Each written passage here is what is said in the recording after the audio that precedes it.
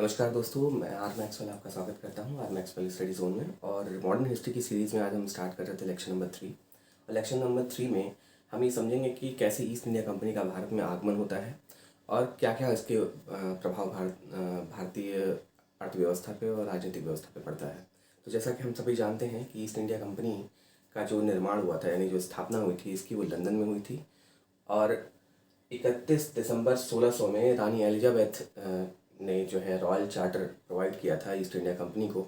लेकिन royal charter provide तो किया था, लेकिन वो उसको एक्सिक्यूट नहीं करा पाई थी। यानी कि फाइनल जो दस्तखत होते हैं रॉयल चार्टर पे, वो उन्होंने नहीं किया था। 1603 में रानी एलिजाबेथ का देहांत हो जाता है और 1603 में जब जेम्स प्रथम इंग्लैंड के राजा बनते हैं तो उन्होंने रॉयल चार्टर प्रोवाइड कर दिया ईस्ट इंडिया कंपनी को। लेकिन ईस्ट इंडिया कंपनी का जो निर्माण हुआ था वो ईस्ट इंडिया कंपनी के नाम पे नहीं हुआ था। जो इसका निर्माण हुआ था वो governor and company of merchants of London trading for east India, और यही जाकर के 1833 के चार्टर एक्ट में इसी का नाम ईस्ट इंडिया कंपनी बनता है। यानी कि 1833 से पहले ईस्ट इंडिया कंपनी नाम एग्जिस्ट नहीं करता था, यानी अस्तित्व में नहीं था। ईस्ट इंडिया कंपनी का जो नामकरण होता है वो 1833 के चार्टर एक्ट के अकॉर्डिंग होता है। तो ये इंपॉर्टेंट फैक्टर है, इसको ध्यान रखिएगा। 1833 से पहले इसे government and company of merchants of London trading for east India company, यानी सिर्फ और सिर्फ इसे शॉर्ट फॉर्म में कंपनी कहा जाता था। तो इस क्रम में ईस्ट इंडिया कंपनी की स्थापना होती है, उसको रॉयल चार्टर प्रोवाइड किया जाता है। अब रॉयल चार्टर का क्या मतलब होता है, क्या मीन्स होता है, ये ज़्यादा इंपॉर्टेंट है आपको समझना। रॉयल चार्टर जिसको प्रोवाइड किया जाता था उस समय, वो एक सेमी सॉवरेन बॉडी हो जाती थी। यानी सेमी सॉवरेन बॉडी का मतलब है कि राजा तो नहीं, यानी वो राजा की तरह पावर्स एंजॉय नहीं करेगी वो संस्था, लेकिन राजा से कम भी नहीं करेगी। रॉयल चार्टर प्रोवाइड करने का मतलब ये होता है कि जो संस्था है, जो एसोसिएशन है, वो विश्व के किसी भी कोने में इंग्लैंड की सरकार द्वारा मान्यता प्राप्त अपनी कहीं पर भी फैक्ट्री इस्टेब्लिश कर सकती है, पहली चीज़। दूसरी चीज़, वो अपने इच्छानुसार जो है वहाँ पर संधियाँ कर सकते हैं सराउंडिंग्स में। तीसरा, वो अपने इच्छानुसार युद्ध लड़ सकते हैं और अपने क्षेत्र का प्रसार कर सकते हैं, यानी अपनी टेरिटरीज को बढ़ा सकते हैं। तो ये रॉयल जो है चार्टर्स में मेंशन होता था, और इसका जो है उनको ईस्ट इंडिया कंपनी को जो है अप्रूवल मिल गया। ईस्ट इंडिया कंपनी में स्टार्टिंग में सिर्फ 24 जो बड़े व्यापारी थे वो शामिल थे, जो कि लंदन के काफ़ी बड़े व्यापारी थे, और वो देख रहे थे कि जो है पुर्तगीज़ कितना प्रॉफिट गेन कर रहे हैं, तो उन्हें भी इस हिसाब से प्रॉफिट गेन करना चाहिए। तो अब ईस्ट इंडिया में, यानी कि केप, उस वक्त ये माना जाता था कि ये आपकी जो केप टाउन, यानी कि जो केप ऑफ गुड होप है साउथ में, उसके आगे का जितना भी पोर्शन है, जितना भी पार्ट है, वो सारा का सारा ईस्ट इंडिया माना जाता था। तो और वहाँ पर इनको जो है ट्रेडिंग करने की अप्रूवल मिल गई थी। उसके बाद 1603 में जेम्स प्रथम जो है, जैसा कि मैंने आपको बताया कि वहाँ के राजा बनते हैं, और जेम्स प्रथम को ये बोला जाता है, ये उनसे जो है अनुमति मांगी जाती है कि आप जो है कोई एक प्रतिनिधि भेजो, एक कोई हम में से ही कोई प्रतिनिधि भेजो, और वो भारत में जाए और भारत के राजा से, यानी भारत के शासक से वो व्यापार करने का अप्रूवल ले, क्योंकि हमें वहाँ पे कोई जो है अप्रूवल नहीं मिला हुआ है इंडिया में। तो जेम्स प्रथम ने सबसे पहले 1608 में हॉकिंस को भेजा है। 1608 में कैप्टन हॉकिंस को जेम्स फर्स्ट ने जो है इंडिया भेजा अप्रूवल लेने के लिए। हॉकिंस, ये ध्यान रखिएगा, इससे दो क्वेश्चन बनते हैं। पहला क्वेश्चन ये बनता है कि भारत में आने वाला पहला ब्रिटिश कौन था? कैप्टन हॉकिंस थे। दूसरा, कैप्टन हॉकिंस किसके दरबार में पहुंचे थे? तो कैप्टन हॉकिंस जहांगीर के दरबार में पहुंचे थे। और एक बार एमपीपीसीएस में क्वेश्चन पूछा गया है कि कैप्टन हॉकिंस किसका फरमान लेके गए थे? तो ध्यान रखिएगा, कैप्टन हॉकिंस जो है वो अकबर के नाम का फरमान लेके गए थे, क्योंकि जिस समय ईस्ट इंडिया कंपनी की स्थापना हुई थी उस समय भारत में अकबर का शासन था। तो ये माना जाता था कि वहाँ का शासक अकबर है, और अकबर के नाम पे फरमान तैयार करके कैप्टन हॉकिंस को दे दिया गया। लेकिन जब कैप्टन हॉकिंस 1608 में इंडिया पहुंचे, तो उस वक्त 1605 में अकबर का देहांत हो चुका था और जहांगीर नए शासक बन चुके थे। तो जहांगीर के शासक बनने के बाद जो है कैप्टन हॉकिंस जहांगीर के ही दरबार में गए थे। इसलिए जो है ये ज़्यादा इम्पोर्टेंट हो जाता है कि आपको ये जानना कि वो किसके नाम का फरमान लेके गए थे। वो अकबर के नाम का फरमान लेके गए थे, और वो जहांगीर के दरबार में गए थे। वो सूरत की पोर्ट पे उतरे थे, और वहाँ से वो अजमेर के दरबार में उन्होंने हाजिरी दी थी। तो ये इंपॉर्टेंट फैक्ट्स हैं, ये चीज़ ध्यान रखिएगा। और एक क्वेश्चन यूपी पीसीएस में ये भी पूछा गया है कि जहांगीर ने किसको इंग्लिश खान की उपाधि दी थी। तो जहांगीर ने इंग्लिश खान की उपाधि कैप्टन हॉकिंस को दी थी। ध्यान रखिएगा, इसको नोट कर लीजिएगा। ये क्वेश्चन 2 से 3 बार पूछा गया है यूपी पीसीएस में कि जहांगीर ने इंग्लिश खान या जहांगीर ने खान की उपाधि किस ब्रिटिश जो है नागरिक को दी थी। तो जहांगीर ने खान की उपाधि कैप्टन हॉकिंस को दी थी। कैप्टन हॉकिंस जहांगीर के साथ रहा भी, 1-2 सालों तक वो रहा और उसने जो है अहमदाबाद की भी यात्रा की जहांगीर के साथ। तो हम आते हैं नेक्स्ट पे। मैं आपको एक मैप के द्वारा इसको थोड़ा और क्लियर कर देता हूँ। ये हिंदुस्तान का कोस्टल एरिया है, ये भारत का कोस्टल एरिया है। अब इस कोस्टल एरिया में अगर हम देखें तो 1608 में यहाँ सूरत के पोर्ट पर कैप्टन हॉकिंस आता है। और आपको मैं बताना चाहूँगा कि 1608 में ही यहाँ पर फैक्ट्री का निर्माण प्रारंभ हो जाता है।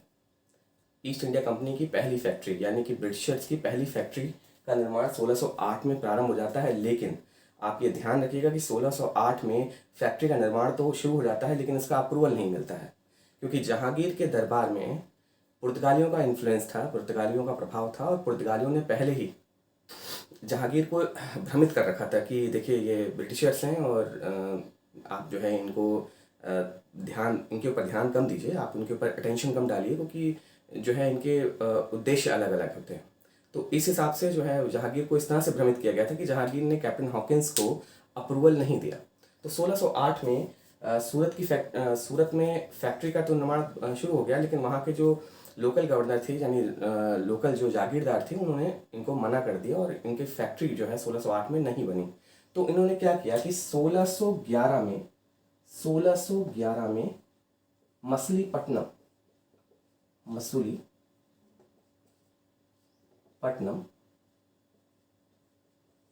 में अपना पहला ट्रेडिंग पोस्ट एस्टैब्लिश किया था। ध्यान रखिएगा, ये व्यापार करना स्टार्ट कर चुके थे, लेकिन ये मछलीपट्टनम से व्यापार करते थे। ट्रेडिंग पोस्ट का मतलब ये होता है कि एक छोटा सा भवन बना लेंगे और वहाँ पर सामान ले आके रखेंगे और वहाँ से लेके जाएंगे, लेकिन फैक्ट्री वो नहीं कही जाती है। तो इन्होंने 1608 में अपनी फैक्ट्री एस्टैब्लिशमेंट करना चाहा, लेकिन इनको अप्रूवल नहीं मिला, इसलिए ये पेंडिंग में हो गया। और फिर इन्होंने 1611 में मछलीपट्टनम में सिर्फ और सिर्फ ट्रेडिंग पोस्ट स्टार्ट किया था। ठीक है, तो 1612 में एक घटना होती है और बड़ी इम्पोर्टेंट घटना होती है, और इस घटना ने पुर्तगालियों की जो इमेज है वो बादशाह यानी जहांगीर के दरबार में ख़राब कर देता है। होता ये, जैसे कि मैंने आपको प्रीवियस लेक्चर में ऑलरेडी बता रखा हूँ मैं, कि पुर्तगाली काफ़ी उपद्रवी किस्म के थे। मतलब वो कब क्या फैसले कर लेते थे और कैसे उल्टे पुल्टे काम कर लेते थे, ये इसका इतिहासकार बड़ा अच्छा वर्णन करते हैं, लेकिन वो बुक्स में मेंशन नहीं होती हैं। जहांगीर के दरबार में हरम में 2 दासियां थीं, और उन दोनों दासियों को पुर्तगालियों ने क्या किया कि वो उनको जो है अगवा कर लिए और उनको गुलाम बना करके बेच दिए। अब ये खबर बादशाह को मिल गई। तो बादशाह को जब ये खबर मिली तो बादशाह काफ़ी नाराज़ हो गए। उन्होंने क्या किया कि पुर्तगाली व्यापारियों का ही बैठना बंद करा दिया दरबार में। उन्होंने कहा कि नहीं, ये आलू और तम्बाकू बेचने आते हैं और ये इनकी नज़र हरम तक कैसे पहुंच गई। और ये वाकई ये एक रिसर्च का सब्जेक्ट है, जहांगीर के लिए भी था और शायद इतिहासकारों के लिए भी है कि उनका कनेक्शन हरम में कहाँ से चला गया। तो इस घटना के बाद उनकी इमेज काफ़ी ख़राब हो गई और उन्होंने व्यापारियों को जहांगीर ने अपने दरबार में बैठना बंद करवा दिया। उन्होंने साफ कहा कि ये जो यवन व्यापारी हैं यानी जो यूरोपीय व्यापारी हैं वो दरबार में ना बैठें। तो 1612 में ये घटना होती है, और 1612 में दूसरी घटना और होती है, वो होती है स्वाली का युद्ध।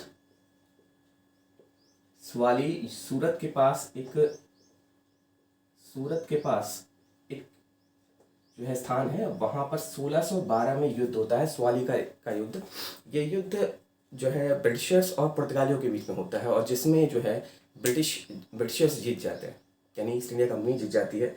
तो जब ईस्ट इंडिया कंपनी जीत जाती है तो इससे जहांगीर काफ़ी प्रभावित होता है। जहांगीर भी प्रभावित होता है और वहाँ का लोकल जागीरदार भी काफ़ी प्रभावित होता है।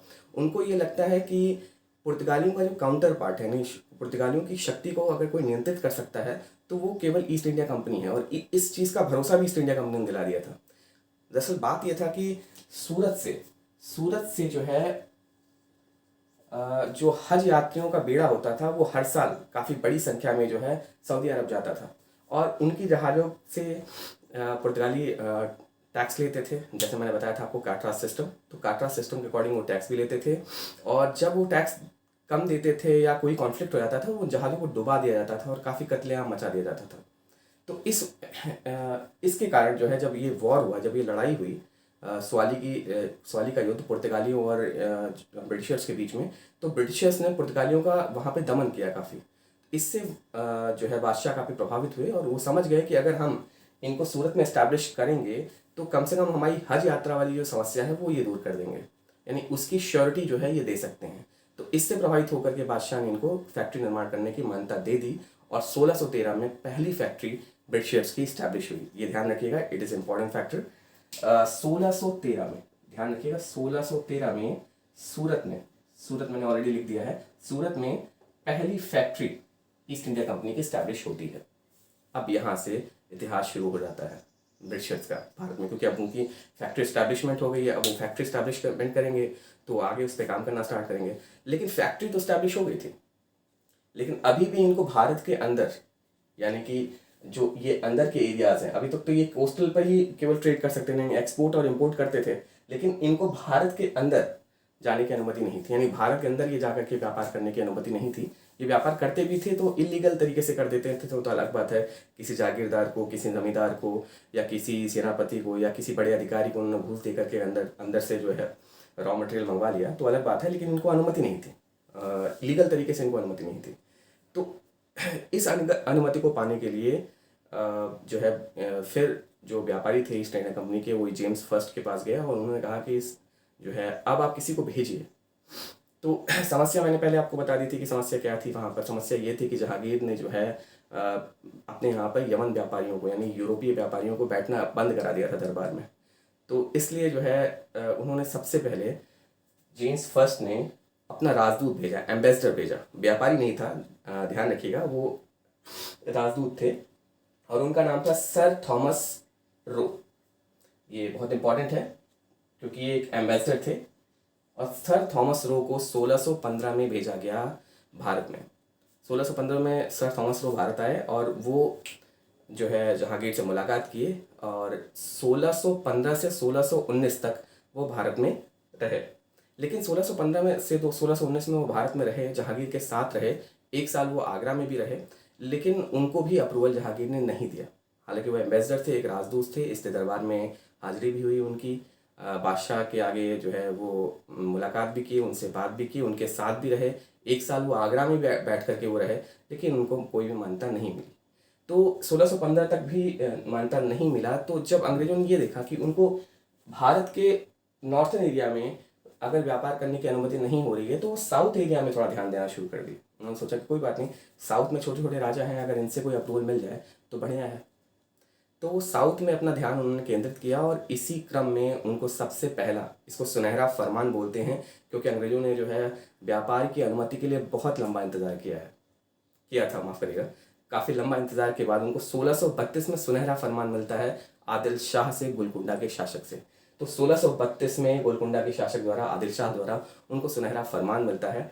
सुनहरा फरमान का मतलब ये है कि उनको 50 पैगोडा, यानी 50 सोने के सिक्के वार्षिक अगर वो देंगे, तो उनको गोलकुंडा में मुक्त व्यापार करने की अनुमति दी जाएगी। तो इससे वो इस क्षेत्र में जो है मुक्त व्यापार करना प्रारंभ कर देते हैं। और ये क्षेत्र चूँकि मुसलिमपट्टनम और पौंडीचेरी के पास में पड़ता है, तो इसलिए ये पोर्ट इनका काफ़ी जो है स्ट्रॉन्ग हो जाता है मछलीपट्टनम का। तो मछलीपट्टनम में फिर इन्होंने जो है अपनी इस्टेब्लिशमेंट स्टार्ट की, और 1632 में इन्होंने यहाँ पर काम करना स्टार्ट किया। लेकिन अभी भी नॉर्थ इंडिया में ज़्यादा फसलें होती हैं, नॉर्थ इंडिया साउथ इंडिया से ज़्यादा प्रॉस्पेरियस था, संपन्न था, इसलिए उनकी नज़र हमेशा नॉर्थ इंडिया में पड़ी रहती थी, और ख़ास तौर से बंगाल प्रोविंस में। क्योंकि बंगाल प्रोविंस में जो है, अगर आप देखें उस समय की मैं बात बताऊं, बिहार और पूर्वी उत्तर प्रदेश में शुगर केन यानी गन्ने की बहुत अच्छी खेती होती थी, इंडिगो की भी खेती बहुत अच्छी होती थी। और आपको अच्छी तरह पता है कि बंगाल टेक्सटाइल हब है पूरे वर्ल्ड में। अब जैसे कि आज भी आप देखें तो वेस्ट जो है बांग्लादेश में सबसे ज़्यादा जो है टेक्सटाइल फैक्ट्रीज़ हैं, और सबसे ज़्यादा टेक्सटाइल प्रोडक्शन होता है, यानी कपड़ों का प्रोडक्शन होता है। तो इसलिए उनकी नज़र हमेशा जो है नॉर्थ इंडिया पे बनी रहती थी। तो इसी क्रम में 1632 में मैंने आपको बता ही दिया, गोलकुंडा के शासक से उनको सुनहरा फरमान मिला। 1640 में उनको एक और सफलता हाथ में आई। 1640 में चंद्रगिरी के जो शासक थे, मद्रास में चंद्रगिरी के शासक के अधीन मद्रास था, और चंद्रगिरी के शासक से उनको मद्रास लीज पे मिल गया। तो उन्होंने मद्रास में भी अपना इस्टेब्लिशमेंट स्टार्ट कर दिया। तो अब उनके पास 3 इम्पोर्टेंट पोर्ट्स हो गए, सूरत, मद्रास और मछलीपट्टनम। तो 1640 के अंतर्गत उन्होंने चंद्रगिरी के शासक से मद्रास लीज पे ले लिया, और फिर बाद में जब उन्होंने देखा कि शासक कमज़ोर हो गया है, तो फिर वो जो है उनको जो टैक्स वगैरह थे देना बंद कर दिया, और मद्रास को टोटली अपने आप में अब जो है अपनी टेरिटरी बना ली। तो इस क्रम में 1661 में एक घटना घटती है जिसने वर्ल्ड जो है हिस्ट्री को ही चेंज कर दिया था, और पुर्तगीज़ और ब्रिटिशर्स के रिलेशनशिप को काफ़ी स्ट्रॉन्ग कर दिया। तो जब पुर्तगीज़ और ब्रिटिशर्स के रिलेशनशिप स्ट्रॉन्ग हो गए, तो थोड़ा सा हिंद महासागर में शांति आ गई, और ब्रिटिशर्स को अपना जो है ध्यान हिंदुस्तान में केंद्रित करने का काफ़ी टाइम मिल गया। 1661 में ब्रिटिश के राजा चार्ल्स सेकंड और पुर्तगाल की रानी राजकुमारी कैथरीन, प्रिंसेस कैथरीन की शादी हुई, और इसमें क्या हुआ कि चार्ल्स सेकंड को बम्बई दहेज में मिल गया। अब 1661 में जब चार्ल्स प्रथम को बम्बई दहेज में मिला, तो चार्ल्स प्रथम ये सोचने लगे कि मैं इसका क्या करूँगा, अब मैं वहाँ पे जाके हनीमून भी नहीं मना सकता, तो वो तो मेरे लिए बिल्कुल बेकार है। तो बम्बई जो है वो 5-6 सालों तक तो ये यही सोचते रहे कि क्या करूँगा बम्बई का। तो फिर व्यापारी, ईस्ट इंडिया कंपनी के जो व्यापारी थे वो उनके पास आए।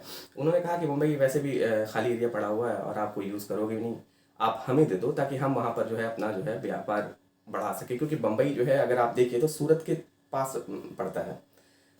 तो उन्होंने क्या किया कि 10 पौंड 1668 में 10 पौंड्स 10 पौंड पर एनम यानी वार्षिक 10 पौंड वार्षिक में 10 पौंड वार्षिक पे जो है बम्बई को किराए पे दे दिया ईस्ट इंडिया कंपनी को। अब ध्यान रखिएगा, अब उनका एस्टैब्लिशमेंट मुंबई में भी हो गया, जो उस वक्त बम्बई कहलाती थी। तो अब उनके पास 4 महत्वपूर्ण जो है बंदरगाह हो गए थे, पोर्ट्स हो गए थे। कौन कौन से?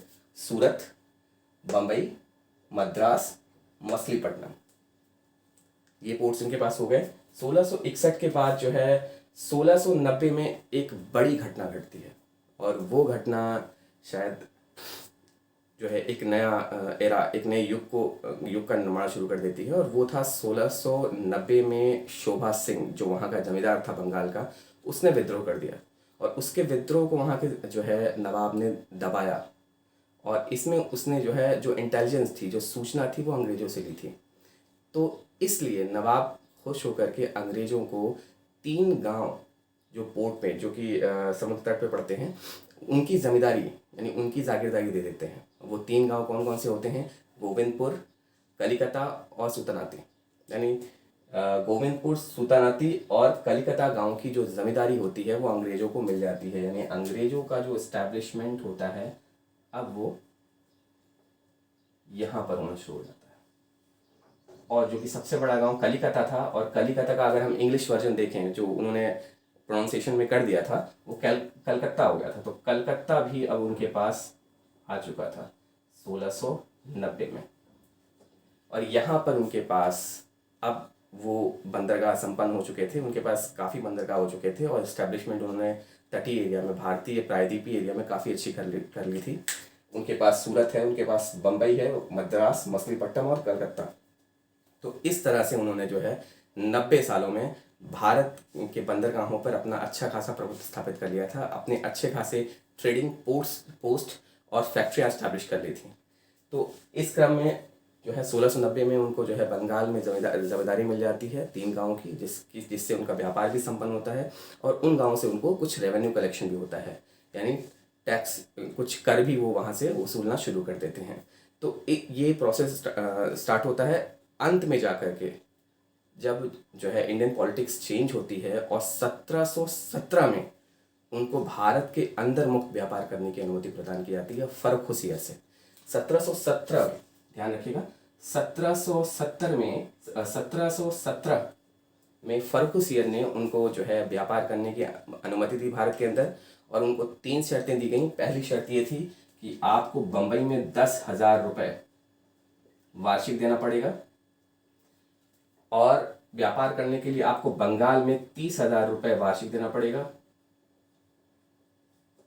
और साथ ही साथ जो मुंबई में जो सिक्के ढाले गए ईस्ट इंडिया कंपनी द्वारा, उन सिक्कों को पूरे भारत में व्यापार करने के लिए मान्यता प्रदान कर दी गई।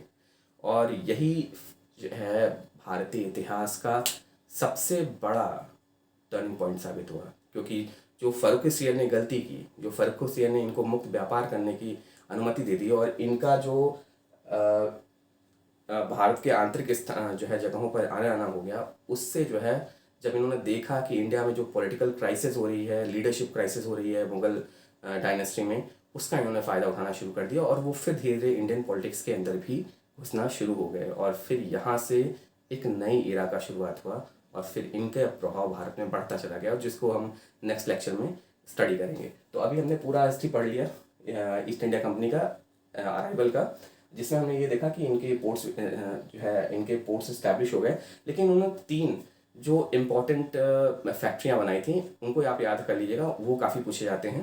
पहला इन्होंने जो फोर्ट बनाया था, फोर्ट मद्रास में, फोर्ट सेंट जॉर्ज, ये इन्होंने मद्रास में बनाया था, फोर्ट सेंट लुइस, माफ करिएगा, फोर्ट लुइस भी बोलते हैं इसको, फोर्ट लुइस इन्होंने बनाया था पौंडीचेरी में क्यों बनाया था मैं अभी बताता हूँ, पौंडीचेरी में। और फोर्ट विलियम जो मोस्ट इम्पॉर्टेंट है, आगे इसका बहुत ज़्यादा जिक्र होगा जब हम पढ़ेंगे, फोर्ट विलियम। तो फोर्ट लुइस इन्होंने इसलिए बनाया था क्योंकि पौंडीचेरी के आसपास जो है डचेस का बहुत अच्छा इन्फ्लुएंस था, और अंग्रेज़ों को डचेस से भी बहुत ज़्यादा खतरा पैदा हो गया था, क्योंकि एक पुर्तगालियों से तो उनका समझौता हो गया था। मैड्रिड की संधि 1634 में मैड्रिड की संधि हुई थी। इसके अंतर्गत पुर्तगालियों और अंग्रेज़ों के बीच में समझौता हो गया था कि ठीक है, आप शांतिपूर्वक काम करिए और हमें भी करने दीजिए। इसीलिए उन्होंने गोवा से पुर्तगालियों को भगाया नहीं, क्योंकि वो मैड्रिड की संधि में ऑलरेडी मेंशन हो चुका था, जो ट्रिटी ऑफ मैड्रिड थी। लेकिन डचेस से उनको बहुत ज़्यादा खतरा था, और डचेस बहुत ज़्यादा इन्फ्लुएंस थे इस भाग में। इसीलिए अंग्रेज़ों ने सबसे ज़्यादा जो है ध्यान जो है इंडिया की ईस्टर्न कोस्ट पे ज़्यादा दिया, क्योंकि डचेस जो थे वो इंडोनेशिया में व्यापार करते थे, और इंडोनेशिया यहाँ पड़ता था, तो वो अपना मुसलीपट्टम आते थे, और मुसलीपट्टम से वो और पौंडीचेरी आते थे, और वहाँ से ये अपने जो है निकलते थे जो है नीदरलैंड की तरफ, हॉलैंड की तरफ। तो इसलिए यहाँ पर उनको फोर्ट बनाना, यानी यहाँ की फोर्टिंग करना, यानी यहाँ की किलेबंदी करना उनके लिए बहुत ज़रूरी था। इसलिए एक बहुत इंपॉर्टेंट फोर्ट उन्होंने बनाया, जिसको उन्होंने नाम दिया फोर्ट लुइस। तो 3 फोर्ट इंपॉर्टेंट हैं, इनको ध्यान रख लीजिएगा, ये क्वेश्चन पूछे जाते हैं। फोर्ट विलियम कहाँ बना है? कैलकाटा में। फोर्ट लुइस कहाँ है? पौंडीचेरी में। और फोर्ट सेंट जॉर्ज कहाँ बनवाया था अंग्रेज़ों ने? वो वहाँ मैड्रास में बनवाया था। तो इस तरह से ये लेक्चर मैं एंड करता हूँ। आप सबसे रिक्वेस्ट है कि इस लेक्चर को लाइक और सब्सक्राइब जरूर कर दीजिएगा, क्योंकि यूट्यूब की ऐसी एल्गोरिथम है कि जितने लाइक्स और सब्सक्राइब मिलते हैं वो उतना स्प्रेड करते हैं। Thank you so much for that. Have a nice day.